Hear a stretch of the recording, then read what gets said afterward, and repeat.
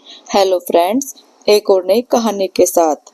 बेटा नाराज होकर घर से गुस्से से गया। मैं बार बार फोन लगा रही थी पर फोन ही नहीं उठा रहा था, जबकि मुझे उसकी चिंता हो रही थी क्योंकि उस दिन कड़ाके की ठंड थी।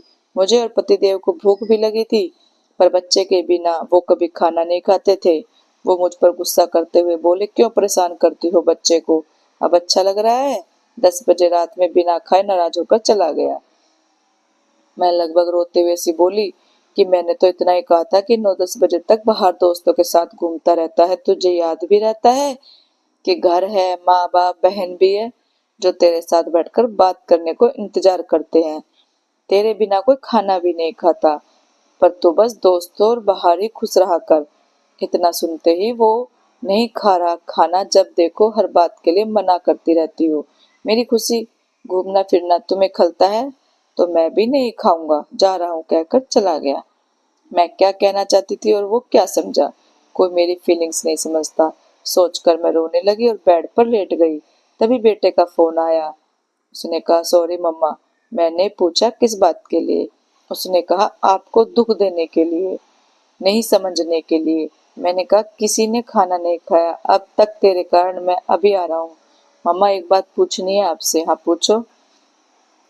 अम्मा, अपने सामने वाले जो फ्लैट है वो खाली है? आपके पास उसकी चाबी भी थी तो सिर्फ आज रात के लिए क्या मिल सकती है? किसके लिए, मैंने पूछा। उसने बताया, मम्मा मैं गुस्से से बाहर गेट तक आ गया था जहाँ पर बस स्टॉप बना है। उस बेंच में एक लड़का ठंड में सोया पड़ा था। मैं वहीं बैठकर मोबाइल चलाने लगा। तभी उसके मोबाइल में किसी का फोन आया। उसने उठाते ही कहा, हाँ मम्मी, मैंने खाना खा लिया है, आप मेरी चिंता ना करो, पापा को खाना दे दो, आप भी खाओ और सो जाओ, मैं भी सोने जा रहा हूँ। हाँ मम्मी, दरवाजे खिड़की सब बंद करके सोता हूँ, बिल्कुल भी ठंड नहीं लगती। कहा ना, आप मेरी चिंता मत क्या करो, मैं यहाँ बिल्कुल ठीक हूँ, कहकर फोन रख दिया और रोने लगा। सॉरी मम्मी, आपको अपनी तकलीफ बताकर दुखी नहीं कर सकता, कमरा भी नहीं है, मम्मी को क्या बताऊं, आपको कहकर रोने लगा। मैं उससे पूछा कि क्या परेशानी है भाई, कौन हो आप? उसने बताया कि वो उड़ीसा से है, जॉब करने यहाँ आया था। जिस रूम में वो रह रहा था अचानक उसे खाली करवा दिया गया। अब वो वहाँ किसी को नहीं जानता। नहीं 20 दिन हुए यहाँ आए हुए, तो यहाँ बेंच लगी देखा तो आकर सो गया।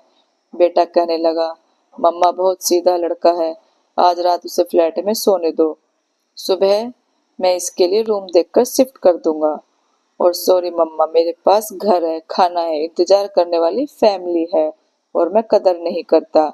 जो परिवार से दूर है उनको पता है परिवार क्या होता है। मैं बोली, अच्छा ठीक ठीक है, घर आ और उसे भी ले आ, खाना खिलाओ उसे, फिर सामने वाले फ्लैट में सोने की व्यवस्था कर दो। बेटा उसे लेकर आया और आते ही गले से लगा लिया। सॉरी मम्मा, आप कभी आपको गुस्सा नहीं करूंगा, प्रॉमिस। दोस्तों, आपको ये कहानी कैसी लगी? अच्छी लगी हो तो लाइक कमेंट और शेयर करें, चैनल को सब्सक्राइब करें। Thank you.